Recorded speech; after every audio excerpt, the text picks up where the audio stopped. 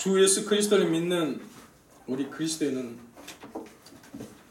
오늘보다 내일이, 아까도 말씀하셨듯이 내일보다 그 다음 날이 더 좋아지기를 기대합니다. 물론 세상 사람들도 오늘보다는 내일이, 내일보다는 그 다음 날이 더 희망적이길 바라면서 살고 있고, 금년보다 내년이, 이달보다는 다음 달이 더 나아질 것이라는 것을 희망을 갖고 살고 있습니다. 그렇다면 오늘보다 내일이 더 나아지게 살려면 어떻게 해야 할까요? 오늘보다 내일이 더 잘 되기 위해서는 차별된 삶을 살아야 합니다. 오늘과 같이 살아서는 안 되는 것입니다. 오늘같이 산다면은 내일도 마찬가지 변함이 별로 없습니다. 우리 그리스도인들은 어제의 믿음과 오늘의 믿음의 질이 같아서는 내일에 더 나은 믿음 생활을 할 수가 없습니다. 내일 더 나은 믿음 생활을 하기를 바란다면, 소망한다면 오늘 같은 믿음의 형태로서는 살아서는 안 된다는 것입니다. 하나님께서 우리에게 주신 비전과 소망을 가지고, 하나님께서 우리에게 허락하신 비전을 가지고 차별화된, 즉 구별된 삶을 살아야지만 우리가 어제보다는 오늘, 오늘보다는 내일, 내일보다는 그 다음 날이 더 기대되는 미래를 열어갈 수가 있다는 것입니다. 그렇게 했을 때 우리는 세상에 아름다운 영향을 끼칠 수 있고 세상을 변화시킬 수 있으며 하나님께 영광을 돌릴 수가 있습니다. 오늘 성경을 보면은 예수님께서 주신 비전과 사명을 가지고 차별화된 삶을 살아 하나님 앞에 영광을 돌리며 살아가는 사람을 발견할 수가 있습니다. 오늘 본문을 보면은 사도 바울이 그랬고 사도행전 저자 누가가 그랬습니다. 오늘 본문은 사도행전 마지막 장 끝 2절입니다. 사도행전이 다른 책들과 다른 점이 하나 있다면은 다른 책들은 끝부분, 즉 결론이 분명하게 보여집니다. 그러나 사도행전은 오늘 여러분이 보신 것처럼 분명한 결론이 없습니다. 이것이 결론이다 하는 그 뉘앙스를 받기가 어렵다는 것입니다. 뭔가 이어지게 하는 다음 편이 있을 법한 그런 느낌을 갖게 한다는 것입니다. 어쩌면은 사도행전 끝부분은 이제부터 새로운 것을 시작할 것 같은 그런 기대를 주고 있기도 합니다. 이 마지막 절이 바울이 가졌던 사명이요 비전이며 이 책을 기록한 누가의 사명이요 비전이었음을 알게 합니다. 이것이 오늘 이 시대를 그리스도인으로 살아가는, 우리에게 동일하게 살아가는 비전이요 사명이기 때문에 그렇습니다. 본문 26절을 같이 한번 보겠습니다. 이르시되 백성에게 가서 말하기를 너희는 듣기는 들어도 깨닫지 못하며 보기는 보아도 알지 못하리라.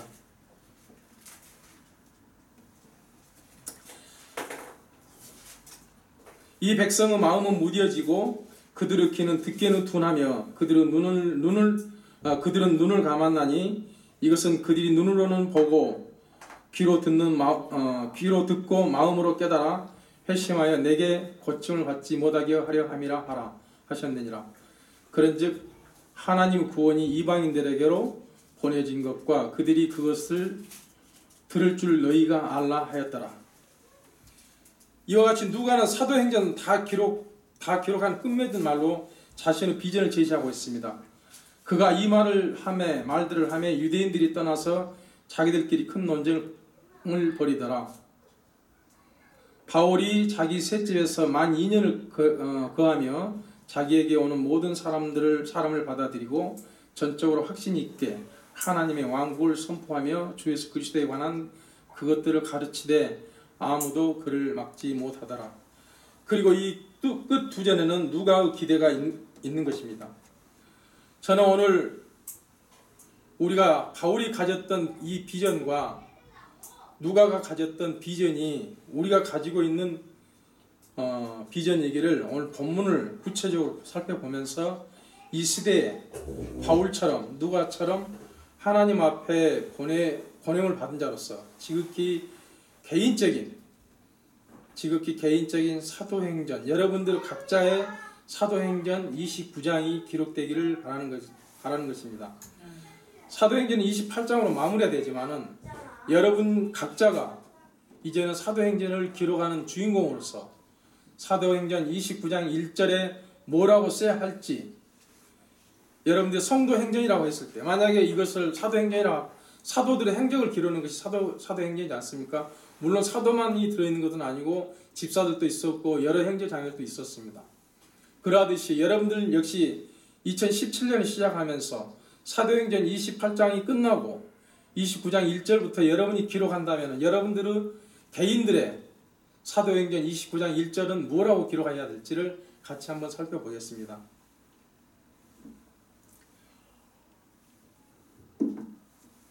우리 김 목사님이 공부를 많이 시키셔서 여러분 다 잘 아시다시피 하나님께서 기록하시고 간직하시고 보존한 사도행전은 28장까지입니다. 그러나 누가는 하나님께서 주신 비전을 이야기하면서 이 시대의 각자가 29장을 기록하기를 원하고 있습니다. 저와 여러분이 개인적으로 써야 되는 사도행전 29장, 여러분이 여기 앉아 계시는 이 우리 교회가 같이 기록해야 가야 할 사도행전 29장인 것입니다. 그럼 우리가 기록해야 할 사도행전 29장은 어떤 것이어야 될까요? 이 시대에 기록해야 할 사도행전 29장은 첫째, 예수님의 이야기입니다. 예수님 이야기를 기록을 해야 됩니다. 본문 30절 같이 읽겠습니다. 바울이 자기 셋집에서 만 2년을 거하며 자기에게 오는 모든 사람을 받아들이고 라고 했습니다. 바울은 로마에 오자마자 감옥에 들어간 것이 아니라 형이 확정되기 이전이었기 때문에 가택연금 상태에 놓여 있었습니다. 그런데 그 셋집에서 2년 동안 머물게 되었는데 2년 동안 셋집에서 머물면서 뭘 했을까요? 뭘 해야 했는가? 바로 하나님의 나라와 예수님에 대해서 가르쳤다는 것입니다. 사실은 사도행전 28장 23절에서 이러한 사실은 사도행전 28장 23절에서 확인할 수 있습니다. 같이 한번 보실까요? 같이 읽습니다. 그들이 그를 위하여 한 날을 정하고 많은 사람이 그에게 나와 그의 숙소로 들어오니 그가 아침부터 저녁까지 모세 율법과 대언자들의 글을 가지고 예수님에 관하여 그들을 설득하며 그들에게 하나님의 왕국을 풀어 설명하고 증언하니라. 사도 바울은 하루 종일 율법과 대언자들의 글을 가지고 예수님에 관해서 설득하고 그들에게 하나님의 왕국을 풀어서 설명했다는 이야기입니다. 이 둘을 갖다가 따로 떨어뜨려 놓고 말할 수가 없습니다. 즉 하나님의 나라와 하나님 왕국에 대해 이야기하려면 반드시 주 예수 그리스도가 들어가야 됩니다. 또 우리가 예수님을 이야기하려면 반드시 하나님의 나라에 대해 이야기해야 되는 것입니다. 바울이 하나님 나라에 대해 이야기했다면 예수님을 이야기했고 예수님을 이야기했다면 하나님의 나라에 대해 이야기한 것으로 바울은 2년 동안 밤낮으로 찾아오는 이들에게 예수님에 관해서 이야기를 했습니다. 교제 시간에도 잠깐 말씀을 드렸습니다만 시간이 있을 때마다 성경을 읽게 되면은 여러분들이 기도할 때에 그 말씀이 생각나게 하십니다. 그것이 바로 곧 응답이 될 것이고 그것이 바로 사도행전 29장 1절에 여러분들 각자의 사도행전 29장 1절에 기록해야 될 예수님에 관련된 예수님께서 나에게 주신 그런 말씀들이 될 것이라는 이야기입니다. 하지만 많은 경우 우리는 그렇게 살지 못하고 있습니다. 그저 예수 믿고 천국 간다라는 간다라고만 그것이 끝이다라고만 생각하시는 분들이 많다는 이야기입니다. 하나님께서는 천국 가는 것으로 끝나는 것이 아니라 그 사실을 하나님이 허락하신 삶의 자리에서 가정이면 가정, 직장이면 직장, 학교면 학교 어디서든지 간에 하나님의 말씀에 순종한 삶을 통해서 세상 사람들에게 나타내 보여주길 원하고 계신다는 이야기입니다. 우리가 그리스도인으로서 머무는 것이 아니라 나 구원받았어라고 머무는 것이 아니라 그리스도인으로서 삶을 보여줘야 된다는 이야기입니다.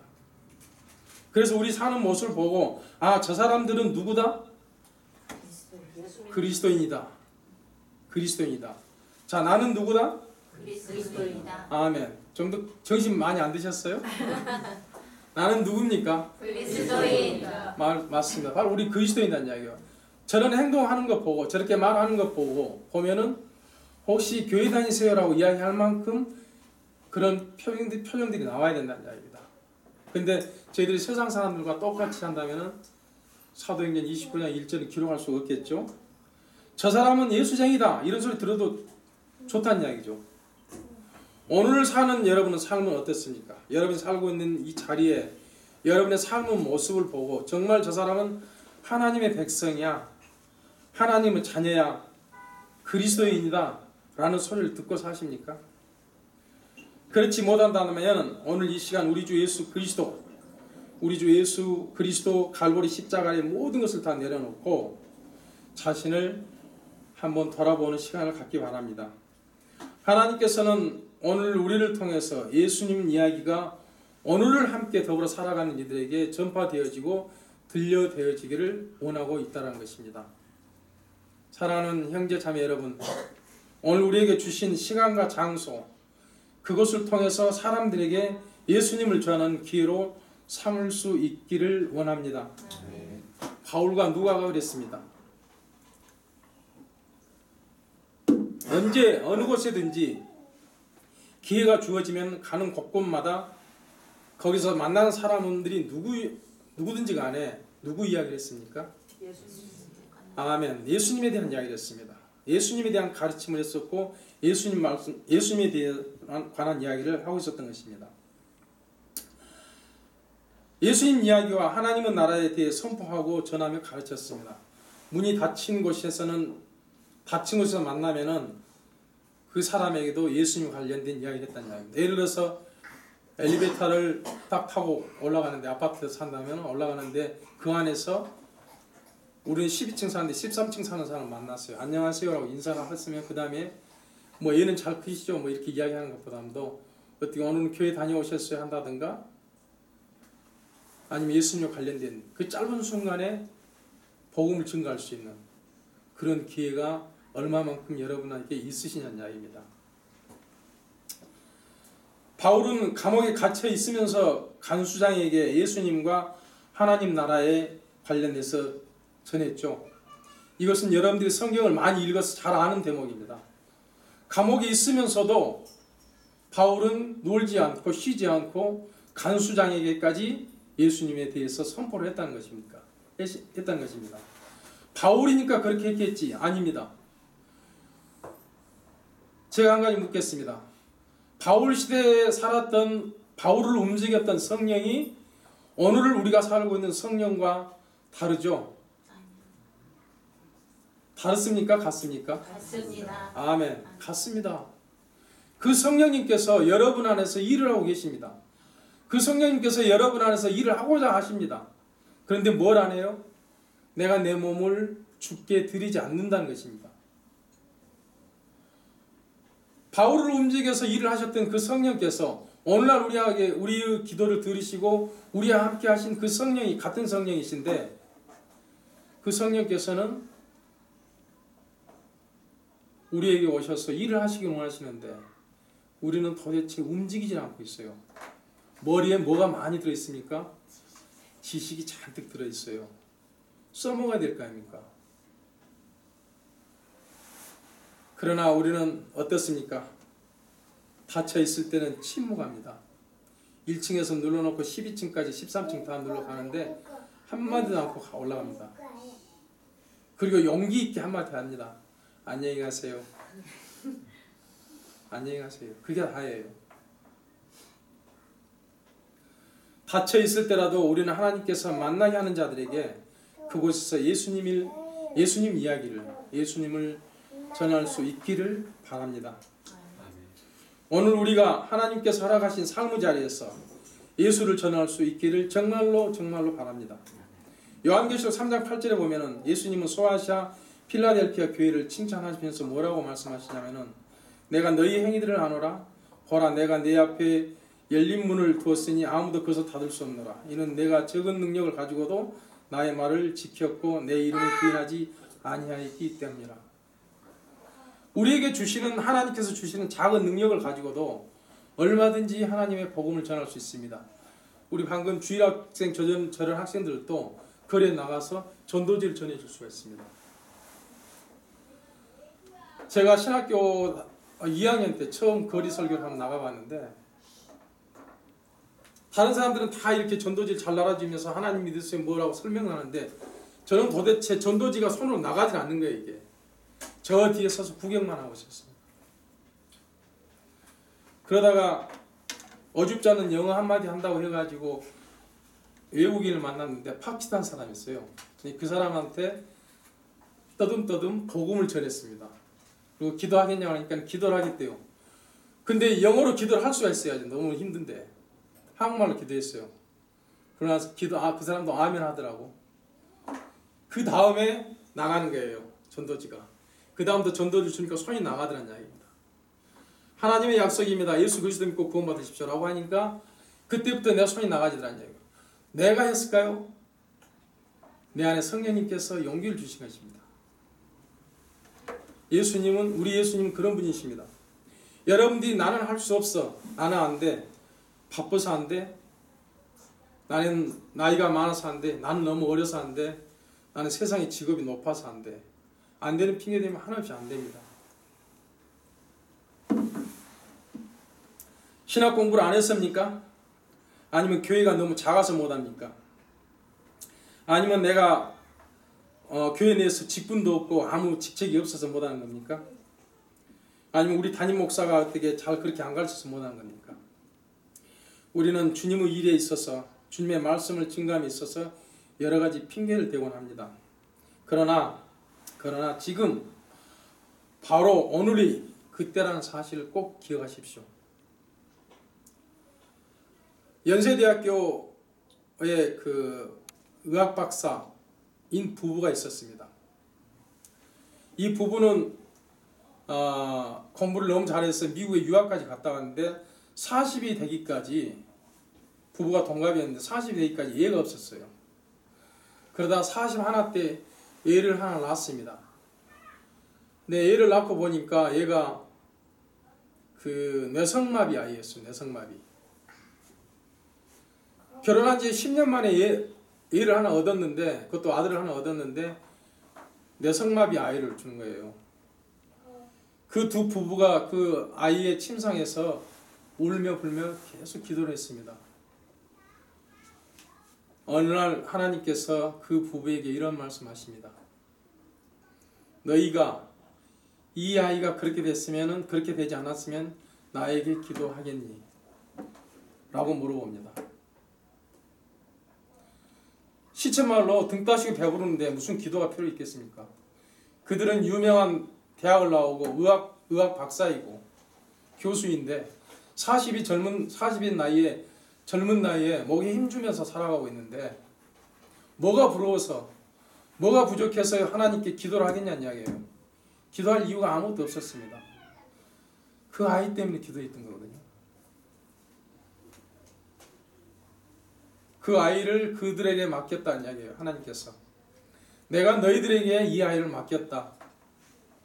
그래서 그 부부가 기도하게 만든 것입니다. 하나님께서는 다양한 방법으로 우리를 그분 앞에 무릎 꿇게 하십니다. 여러분은 항상 기도할 수 있는 자세가 돼 있어야 되고 항상 기도할 줄 알아야 되는 것입니다.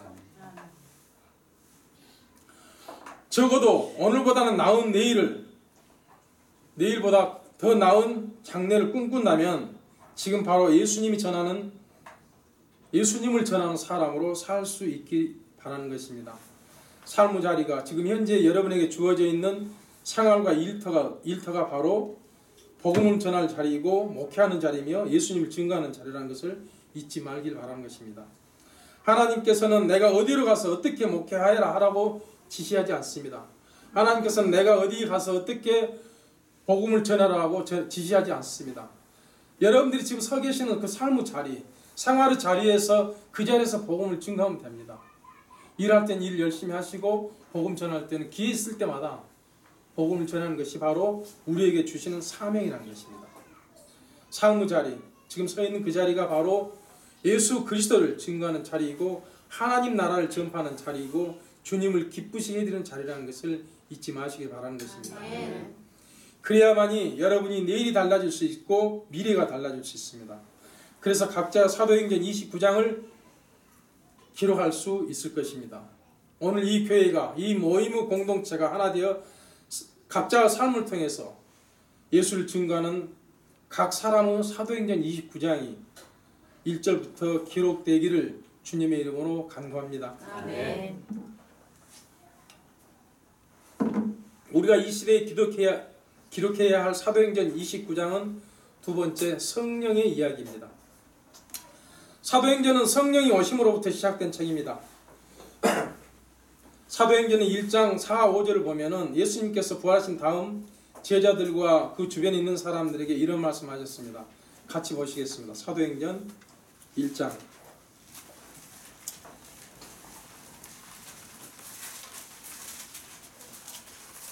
4, 5절을 같이 읽습니다. 사도행전 1장 4절에서 5절 같이 읽겠습니다. 또 그들과 함께 모이사 그들이 예루살렘을 떠나지 말고 아버지의 약속을 신 것을 기다리라고 우리에게 명령하셨느니라. 그분께서 이르시되 그 약속한 것에 대해서 너희가 내게 될 거라나니 참으로 요한은 물로 침례를 주었으나 너희는 이제부터 많은 날이 지나지 않아 성령님으로부터 침례를 받으리라 하시니라. 또 사도행전 1장 8절 보면은 오직 성령님께서 너희에게 임하신 뒤에 너희가 권능을 받고 예루살렘과 온 유대와 사마리아에서 그리고 땅의 맨 끝 지역까지 이르러 나를 위한 증인이 되리라 하시니라. 성령이 이르러서 성령이 우리들에게 지금 현재 임해 있습니다. 그런데 우리는 끝까지 하나님 말씀을 증거하고 있느냐는 이야기죠. 이 성령 그대로라면 사도행전 2장을 보면 오순절 다락방에서 성령이 임하시게 됨을 보게 되는데 성령의 놀라운 이적들이 일어나죠. 이 다락방에서부터 교회 시대가 열리게 되는 것을 보게 됩니다. 성경에는 마가의 다락방이라는 말은 없습니다. 마가의 다락방일 것이다 라고 추측을 하지 많은 사람들이 마가의 다락방이다 라고 고정적으로 이야기하는데 성경 기록에는 마가의 다락방 이렇게 기록된 것이 없다는 것입니다. 대부분이 이제 유추해서 이게 마가의 다락방이었을 것이다 라고 생각되는 그런 부분들은 많이 있습니다. 예루살렘 교회가 생기게 되었고 여러 가지 이적과 기적이 일어났음을 보게 됩니다. 이것이 사도행전의 기록 핵심이라 해도 아마 과언은 아닐 것입니다. 오늘날의 교회도 마찬가지입니다. 우리 안에 성령이 임해야 됩니다.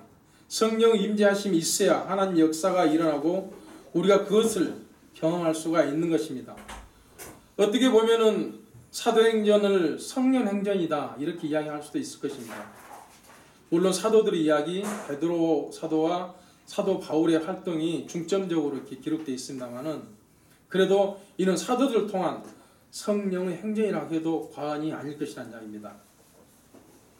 여기에 모인 교회가 우리 가족들이 비록 약하고 보잘것없을지라도 성령이 충만하게 되면은 이 시대에 하나님께서 여기에 계신 분들을 통해서 하시고자 하는 일들을 많이 하실 수 있을 것입니다. 여러분의 사역지인 삶의 자리에서 일어날 수 있는 기적들이 많이 있습니다. 그 일에 우리 모두가 쓰임받는 일꾼들로 발견되어지고 성령 충만한 가운데 주 하나님께 영광 돌려드리는 귀중한 삶을 살기를 바라는 것입니다. 아멘. 성령의 오심, 성령의 사랑을 통해서 일하셨을 때 어떤 일이 일어나고 있는가는 사도행전을 읽어보시면 잘 알 수 있습니다.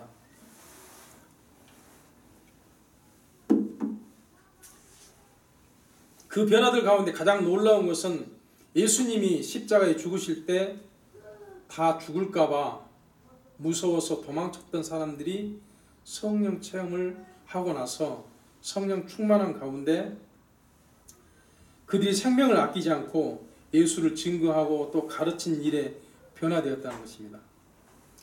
예수님이 잡혀가셨을 때 12제자는 전부 다 11제자는 다 흩어졌잖아요. 도망갔잖아요.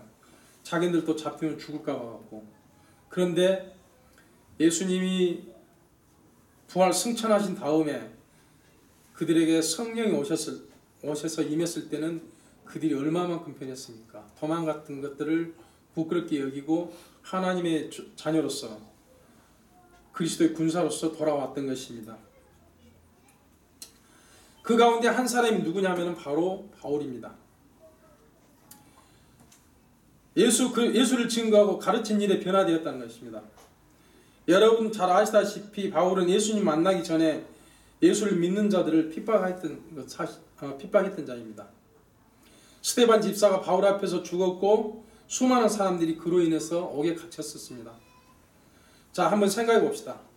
여러분이 바울이라면 담대하게 복음을 외칠 수 있겠는가? 여러분이 바울이라면, 자, 만약에 여러분이 바울이라면 지금 평택역 앞에 가가지고 여러분 주 예수 그리스도를 믿으십시오라고 소리 지를 수 있냐는 이야기입니다. 여기에는 남녀 구분이 따로 없습니다. 남녀노소 구분이 따로 없습니다. 사도 바울에게 임했던 성령이 나에게 임해되면 여러분 주 예수 그리스도를 믿으십시오라고 외칠 수 있느냐는 이야기죠. 그러나 바울은 우물쭈물하지 않았습니다. 확신에 차서 담대하게 전하고 있습니다. 아주 용감하게 외쳤다는 것입니다. 과거에 예수를 믿는 자들을 감옥에 가두고 핍박했었지만 그가 그 과거에 이끌리지 않고 그 과거에 얽매이지 않고 예수를 증거하는 그 일에 성령의 능력이 이끌려서 확신에 차서 담대하게 가르치고 있음을 오늘 우리가 보게 됩니다. 하나님께서 누가의 기록을 통해 오늘 우리에게 가르쳐 주고 간 것이 바로 이것 아니겠습니까? 우리가 주께서 주신 비전과 사명을 어떻게 다루냐는 것은 바로 성령 충만으로 이루는 것이다 라고 가르치고 있습니다. 여러분들이 하나님 말씀을 많이 읽고 기도를 많이 하게 되면 성령이 충만하게 됩니다. 그렇게 되면 몸이 가만히 있지 않습니다. 우리가 정치적으로 세상 권력적으로 물질력으로 얼마나 능력이 있는가 없는가 그런 것이 중요한 것이 아니라는 이야기입니다. 그러나 우리는 많은 경우 그렇지 못할 때가 있습니다. 능력이 없어서 형편이 안 돼서 나는 목사도 아니고 집사도 아니고 아무것도 아닌데 교회 자매에 불과한데 이 늙은 몸이 뭘 하겠어? 이런 핑계를 많이 가지고 있습니다. 아니면 젊은이들은 내가 취업을 해서 돈을 좀 벌게 되면은 그때 가서 하겠다. 사업에서 돈을 벌게 해주면은 그렇게 하겠다. 만약에 사업을 해서 돈을 벌게 하는 것은 누구의 능력일까요? 바로 우리 자신의 능력입니다. 성령의 능력이 아닙니다. 그렇습니다. 성령의 능력은 우리의 위치와 지위와 처한 것과는 아무런 상관이 없습니다. 성령의 능력은 우리의 사정과 상관없습니다. 성령의 능력은 주께서 인도하신 그곳에서 우리가 누구 이야기를 할 때 성령과 주 예수 그리스도를 이야기 나타낼 때 그때 같이 하는 것입니다. 그러나 많은 경우 우리는 그렇게 살지 못하고 있습니다. 마땅히 사도행전을 읽고 누구 이야기를 해야 되겠습니까? 사도행전 읽었다면 예수 그리스도를 이야기해야 됩니다. 성령을 이야기해야 되고요. 사도행전은 성령이 일하신 것이 너무나 많이 나오지 않습니까? 그래서 성령이 이야기해야 돼요. 성령이 내 안에서 임했을 때 성령이 나를 통해서 하나님께서 나를 통해서 성령이 나를 통해서 이런 일을 하셨다는 것에 대해서 많이 이야기할 수 있어야 된다는 이야기입니다. 교회 안에서도 마찬가지입니다. 하나님이 하신 일을 보고 들을 때면 성령님이 하시는 일인가 봐야 되는데 목사나 장로, 집사, 그 어떤 학자가 이야기하는 경우를 많이 봅니다. 어떤 신학자가 이야기한 걸 가지고 이야기할 수도 있습니다. 누가 뭐라고 이야기하든지 간에 무엇을 봐야 되냐면은 성경이 뭐라고 말씀하시는가, 성경이 뭐라고 기록되어 있는가, 그걸 판단해 보셔야 된다는 얘기입니다. 저 앞에 서 계시는 저 목사님이 신학대학교 교수도 하였고 신학 박사이고 미국에서 10년씩 유학하고 오셨고 뭐 4개 국어를 하고 히브리 헬라어를 잘하고 그래서 저분이 하신 말씀에 대해서는 아주 좋다, 믿을만하다, 천만의 말씀입니다. 사탄이 그러한 사람들을 또 쓰십니다. 성경에 뭐라고 기록되어 있는가? 이 자리는 하나님께서 서서 하나님의 말씀을 증거하는 자리입니다. 거짓말할 수 있는 자리가 아니라는 것입니다. 하나님께서 입에 넣어주신 말씀을 증거하는 자리이기도 합니다. 근데 그 강단을 통해서 강단에 내려왔을 때 그분이 말씀하신 것에 대해서 뭐라고 기록하고 있는가에 대해서 봐야 된다는 것입니다. 근데 대부분이 많은 사람들은 그렇지 못합니다. 그 목사님, 우리 교회 나오시 우리 목사님 설교 참 좋아요. 결국 무엇이죠? 교회 나와서 돈 내라는 이야기밖에 됩니까? 어떤 교회는 전도를 잘하면은 아파트 24평을 준대요. 지난번에 한번 어떤 그 감리교 다닌 자매님 우리 교회 한번 오셨는데 이분이 그런 이야기 하더라고. 수원에 있는 어떤 교회래요. 근데 거기서 1등 하신 분에게는 24평 아파트 하나 주고 그 다음에 2등은 3000cc급 차를 하나 준다고 그러더라고. 그 목사가 아니라 장사꾼이지 않습니까? 이런 사람들한테 속하면은요, 여러분 있는 자산 다 뺏기게 됩니다. 사람을 쫓아다니면은 이단에 빠지기 쉽습니다. 성경이 그런가 하고 정말로 잘 살펴보아야 합니다. 그래서 우리는 모일 때마다 성령 이야기를 합니다. 누가는 오늘 이를 이야기하고 있습니다. 사람 이야기하지 않고 성령 이야기를 하고 있다는 것입니다. 여기에 모인 주 예수 그리스도 안에서 가족된 우리 모두는 각자가 사도행전 29장을 기록할 때 오직 성령 이야기로 가득 차시기를 간구합니다. 네. 찌질이 못나고 원수 같았던 바울을 하나님께서 어떻게 사용하셨는지, 그래서 어떤 일을 하셨는지 우리가 배우고, 또 예수님을 3번 부인하고 도망쳤던 베드로를 하나님께서 버리지 않으시고 쓰셨다면 우리 또한 그렇게 쓰임 받을 수 있습니다. 예수를 믿는 사람들 잡아다 죽이기까지 했는데 그 사람을 데려다 하나님께서 쓰셨습니다. 나 예수님 몰라요, 나 저 사람 몰라요 라고 잡혀가 있는 사람을 3번씩 부인했는데 그 사람을 데려다 쓰셨습니다.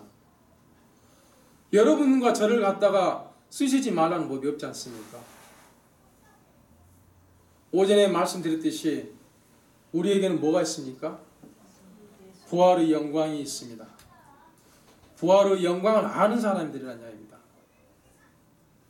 우리는 부활의 영광을 아는 사람들이기 때문에 어떠한 일이 온다 할지라도 예수 그리스도를 증거할 수 있다는 것입니다. 12월 31일 날이 토요일이었죠. 그때 목사님 너무너무 많이 아프셨어요. 저하고 마지막으로 이 평택역 앞에서 복음을 증거하기로 했는데 많이 아프셔가지고 못했습니다. 그래서 저는 수원역에 나갔습니다. 혼자 복음을 증거하고 있는데 어느 지나가던 사람이 똑같은 이걸 갖다가 툭툭 발로 찬 거예요. 왜 그러시냐고 그랬더니 왜 지나가는 길을 막네요. 아니, 막은 거 없으니까 가시라고. 대한민국 헌법에서 종교 자유를 보장하고 있기 때문에 그 헌법의 근거에서 우리는 복음을 전하고 있습니다 라고 하니까 이 사람이 아무 말도 못하고 가는 거예요. 나이 드셨으면 점잖게 그냥 가십시오. 전도지 냅니까? 안 받아요. 그것은 누가 그렇게 했을까요? 사탄이 복음을 증거하는 사람들을 그렇게 공격을 합니다. 마음 상하게 하거든요. 그래서 어떻게 해요? 복음을 못 전하게 하는 거예요. 여러분이 거리에 나가서 복음을 전하잖아요. 천군 천사가 여러분을 옹이하고 있습니다. 하늘에 난리가 납니다. 그날은요. 한 사람 인도하면 하늘에서 난리가 나고 있어요.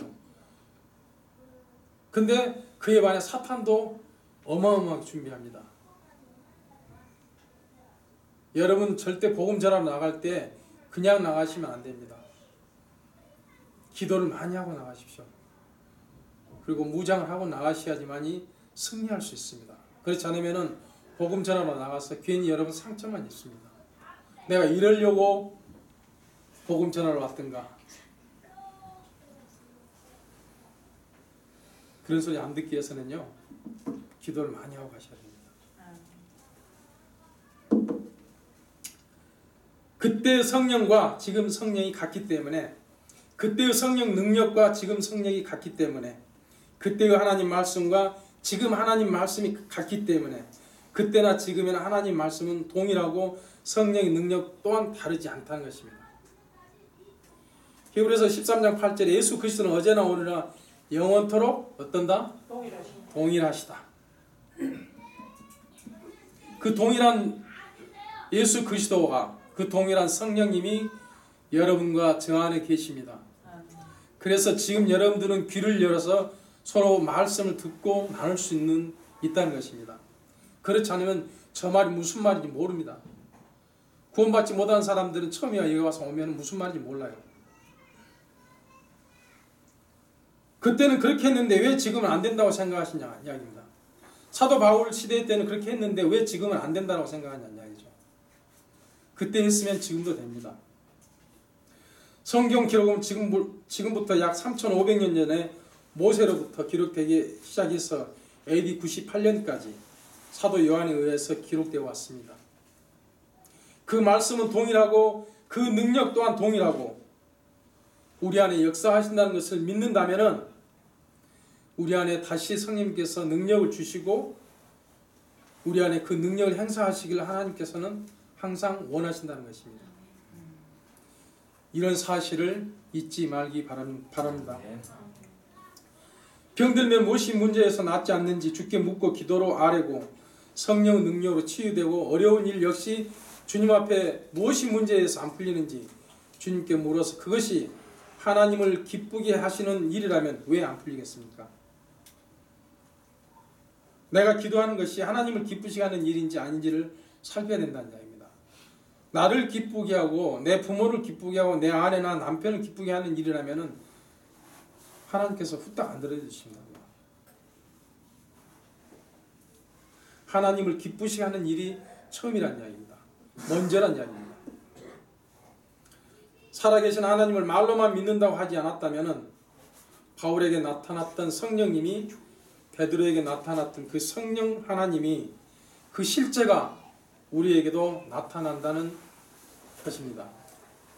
왜냐하면 빌보 3장 16절에 그러나 우리가 어디에 이르든지 같은 법칙으로 행하고 같은 것을 생각해야 하리라고 했기 때문입니다. 하나님께서 우리에게 주셨던 그 말씀들 지금부터 약 2000년 전에 우리에게 주신 그 말씀이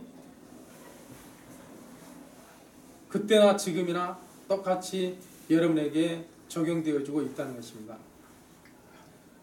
우리가 이 시대에 기록해야 할 사도행전 29장 마지막은 증인의 삶을 살아야 합니다. 사도행전 1장 8절 다시 한번 보겠습니다. 이것이 바로 굉장히 중요한 말씀입니다. 아까도 읽으셨지만 같이 한번 읽겠습니다.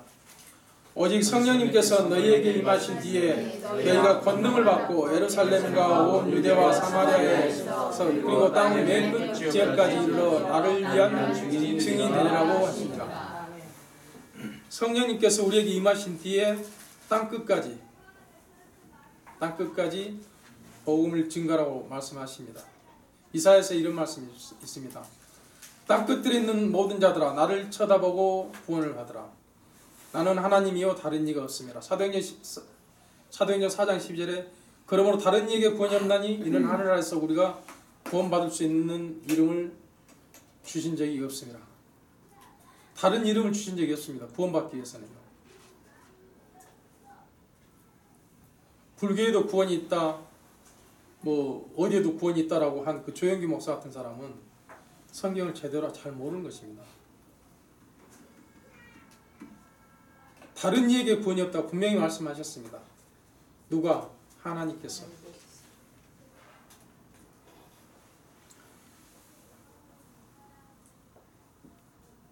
우리 성령께서 우리에게 임하신 뒤에는 우리가 권능을 받으면 어떻게 살아야 되는가? 방금 말씀하셨습니다. 바로 증인된 삶을 살아야 한다는 것입니다. 여기서 증인이란 말은 헬라어로 마루트레스라고 하는데 그냥 증인이 아니라 순교적 증인입니다. 그냥 증인이 아니고 순교적 증인이라는 이야기입니다.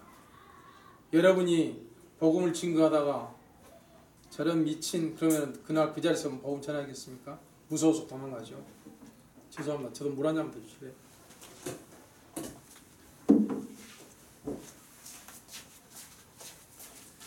그러니까 죽을 각오를 하고 증인으로 나서야 된다는 이야기입니다. 여러분이 복음을 전하러 간다면은, 아니면 여러분이 옆에 있는 사람에게 복음을 전한다 하면은 죽을 각오를 하고 전해야 된다는 이야기입니다. 마르투레스, 증인입니다. 이게 그냥 증인이 아니라 순교적 증인이라는 이야기죠. 생사를 건 증인이라는 이야기입니다. 우리가 성령 충만하게 되면은 예수 증인이 되는데, 그냥 예수 증인이 아니라 예수 증인으로 살다가 그냥 죽임 당해도 죽겠다라고 하는 증인, 그런 증인으로 사는 사람들이 그리스도인이라는 이야기입니다. 결코 침묵하는 자가 아니라는 말씀입니다. 직장에서 쫓겨날까봐 예수를 증거하지 못하고 침묵하는 자가 아니라, 직장에서 진급해서 누락될까봐 예수 그리스도를 증거하지 못하는 그런 증인이 아니라, 직장에서 쫓겨나고 진급해서 누락될 각오를 하고 증거하는 것이 바로 증인이라는 이야기입니다. 예수님을 증거하다가 굶어 죽을 각오를 하고 증거를 해야 된다는 것입니다. 바로 예수를 증거하는 자, 이런 사람들이 바로 증인인 것입니다. 이 증인된 삶을 여러분 각자의 사도행전 29장 1절부터 기록되어야 된다는 이야기입니다. 사실 시대적으로 보면은 초대교회 많은 이들이 세상에 출세했다기보다는 많이 죽었습니다. 그렇지 않습니까? 많이 순교했잖아요. 여러분 혹시 팍스의 순교사라는 책을 읽어보신 적 있을런가 모르겠습니다. 기회 되면은 목사님이 구입을 해서 교회 비치하시고 한번 읽어보십시오. 그냥 그거 기록된 그 말씀이 아니라 사실입니다. 이게 불에 데워진 유리밭을 걸어간다거나 못길을 걸어간다거나 창자를 다 끄집어내서 천천히 죽이는 일을 할지, 헤아릴 수 없는 죽음을 맞이했던 그들이 누구냐면은 그리스도인들입니다. 예수 그리스도라고 그리스도를 부인만 하면은 살려주겠다고 했는데 그걸 부인하지 않았다는 것입니다. 책에 나온 이야기가 아닙니다. 얼마 전의 이야기입니다. 분당의 샘물교회인가 그 목사는 누구예요?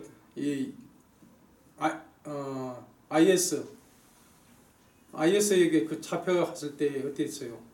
죽기 싫다고 그랬잖아요. 차라리 예수를 증거하다 나는 죽겠습니다고, 나는 예수님을 찬양하리다라고 죽은 것이 더 나았습니다. 그랬다면은 우리 그리스도인들이 욕을 좀 덜 먹을 겁니다. 대한민국에 복음이 더 강력하게 증거될 수도 있었을 것입니다. 그 사람이 거기 가서 나는 죽기 싫어요. 나는 죽기 싫어요. 그랬어. 하나님 감사합니다. 나를 이곳에서 복음 전하다 죽게 해서 감사합니다. 라고 차라리 증언하든지. 그랬으면 얼마나 아름다운 순교였겠어요. 그런데도 그 교회 사람들은 그가 순교했다고 이야기합니다. 순교했습니까? 예수 그리스도를 전하다 죽었다고 그러는데 그가 예수 그리스도를 전했냐는 이야기죠. 순교자라고 그러는 그 사람, 그 교회 사람들은 순교자라고 그랬습니다. 우리가 봤을 땐 순교자 아닙니다. 그 사람은요.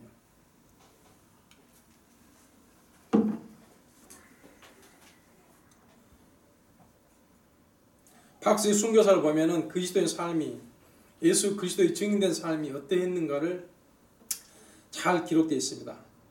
그리고 오늘 이 땅에 복음이 전해진 것도 그냥 증인이 아닌 순교적 각오를 한 선교사들을 위해서 150여 년 전에 이 땅에 복음을 들고 오신 그 순교사들에 의해서 전해졌습니다. 여러분은 서울 합정동의 양화지라는 곳을 알 것입니다. 우리 목사님 잘 아셔요. 거기에 가면 한국 땅에 와서 복음을 전하다가 순교한 선교사들의 묘가 있습니다. 그 다음에 거기에 성도들 묘가 있는데 167기 묘가 있죠. 기회가 지면 많이 된다면 한번 가보시기 바랍니다. 167기 묘 가운데 유독 그 한 길 그냥 지나칠 수 없는 묘가 하나 있습니다. 1907년 미국 텍사스 해외 선교부에서 파송으로 조선 땅에 와가지고 항해도 개성에서 선교하다가 맹장염으로 쓰러져 25세의 꽃다운 나이에 사망한 로비 캔드릭 선교사라는 사람이 있습니다. 그런데 그 선교사가 죽기 전에 그 부모님에게 이런 편지를 썼다고 합니다. 사랑하는 부모님, 조선은 점점 박해가 심하고 생활 환경은 너무나 열악합니다. 3일 전에는 내가 아는 교인이 관가에 끌려가 순교를 당했습니다. 이 땅은 토마스 선교사가 대동강에서 목 잘려 순교당하고 제임스 선교사가 순교한 땅입니다. 지금 박해가 너무 심해 철수하라는 선교부 지시가 있으나 대부분의 선교사는 순교할 각오로 그 자리에 그대로 머무르고 있습니다. 이 편지를 받은 그 부모의 심정은 어떻겠습니까? 근데 그 편지를 그 교회에다가 읽어줬습니다. 그러자 놀랍게도 20여 명의 젊은이들이 나도 조선으로 가겠다고 나섰던 것입니다. 그 땅에 우리가 죽음으로 들어가겠다고 자원했다는 것입니다. 그리고 그 20명이 한국 땅에 와서 죽었습니다. 로비 캔드릭 모비벤에 이런 글이 적혀 있습니다. 내 목이 1000개가 있다면 모두 조선을 위해 바치겠다. 여러분 목이 1개 있는데 그걸 어디다 바치겠습니까? 예수 그리스도 복음 전하는데 바칠 수 있겠습니까? 천만의 말씀이에요. 복음 전하는데 칼로 들이대어가지고 와가지고 빨리 안 꺼져? 그럼 바로 그냥 꼬랑지 내리고 접습니다. 내가 죽는 한이 있더라도 여기서 칼을 맞는 한이 있더라도 전하겠다라고 한 사람이 드물 것이라는 이야기입니다. 그게 오늘날의 대한민국의 현실입니다.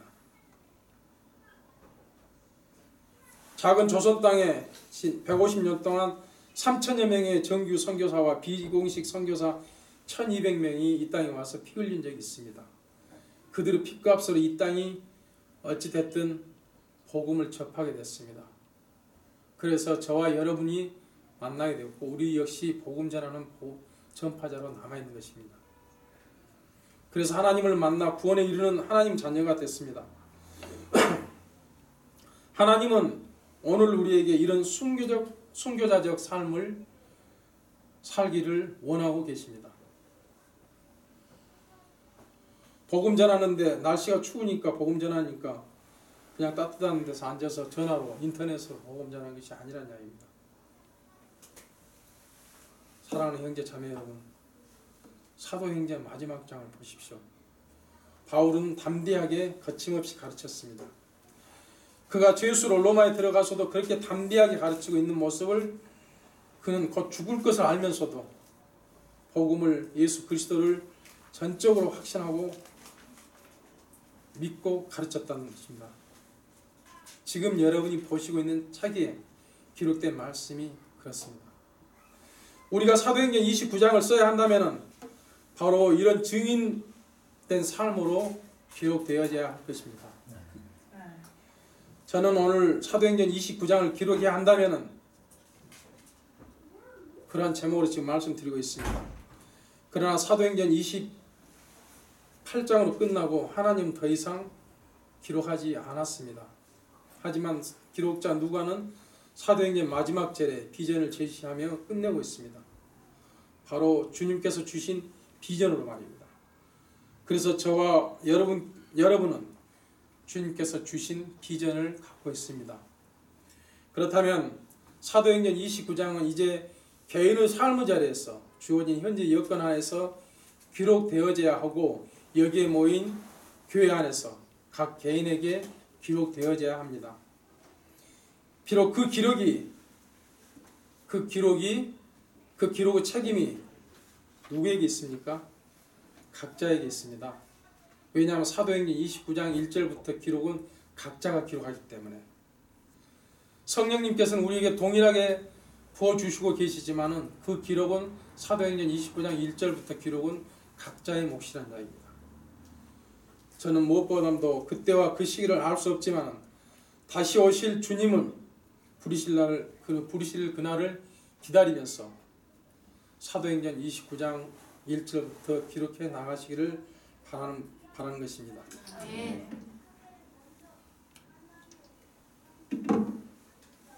다시 한번 여러분들이 오늘보다도 내일보다도 내년이 더 나아지기를 기대하신다면 주님 안에서 이 29장이 잘 되도록 기록이 잘 되어지도록 간구하시길 바라는 것입니다. 이 일을 함에 있어서 사탄으로부터 방해받는 것이나 방해를 받는다거나 계획을 세웠으나 의지의 약함으로 인해서 중단된다 하더라도 갈 수 있는 데까지는 가시고 낭망하지 마시라는 이야기입니다. 지금 이 순간 도전하는 것이 매우 중요합니다. 그것은 우리가 2002년 월드컵 때 우리나라 대표 선수가 4강까지 갔습니다. 그런데 뭐라고 그랬어요? 죽일 놈들이라고 그랬습니까? 결승도 못 갔다고? 괜찮다고 했지 않습니까? 주님도 그러실 것입니다. 여러분들이 오늘부터 사도행전 29장 1절부터 기록하는데 오늘 기록가 끝난다 하더라도 주님은 괜찮다라고 하실 것입니다. 여러분은 삶의 자리에서 교회 예배 끝나고 돌아가시면 그 어떤 자리에 계시든지 간에 주님을 증거하는 증거자로서 삶을 기록하시고 그것이 여러분의 사도행전 29장 1절이 되시길 바라는 것입니다. 하나님을 기쁘시게 하기 위해서 일하시면서 필요한 것이 있습니까? 다 같이 요한 1서 한번 같이 보겠습니다.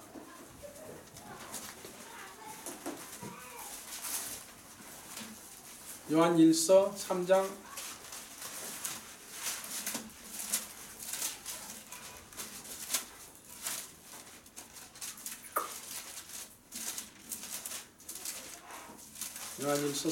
22절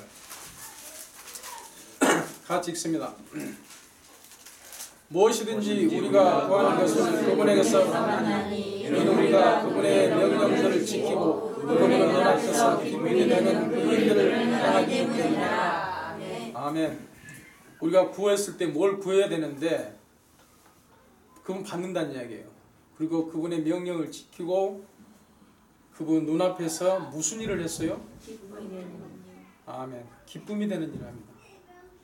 주님을 기쁘시게 하는 일에 여러분들이 쓰임 받았을 때 사도행전 29장 1절은 여러분들의 것들이 기록될 것입니다. 결론적으로 나는 못해 그렇게 하지 말아야 합니다. 왜냐하면 하나님께서 빌립보서 4장 14절 나를 강하게 하시는 그리스도를 통해 내가 모든 것을 할 수 있느니라. 여러분들이 못한다고 말할 수 있겠습니까? 나를 강하게 하시는 그리스도를 통해서 무엇이든지 할 수 있다는 얘기입니다. 여러분들이 하시고자 한다면 무엇이든지 할 수 있습니다. 두 번째는 절대 다시 부족함을 고백해서는 안 됩니다. 빌립보서 19절에 오직 내 하나님께서 그리스도 예수님을 통해 영광 가운데 자신의 부요함에 따라 너희의 모든 필요를 공급하시리라 그렇게 말씀하고 계시기 때문에 여러분이 필요한 거 있으면 하나님을 기쁘시게 해드리고 여러분이 필요한 거 있으시면 모든 것을 공급해 주신다는 이야기입니다. 다시는 두려움을 고백해서는 안 됩니다. 디모데후서 1장 7절 같이 읽겠습니다.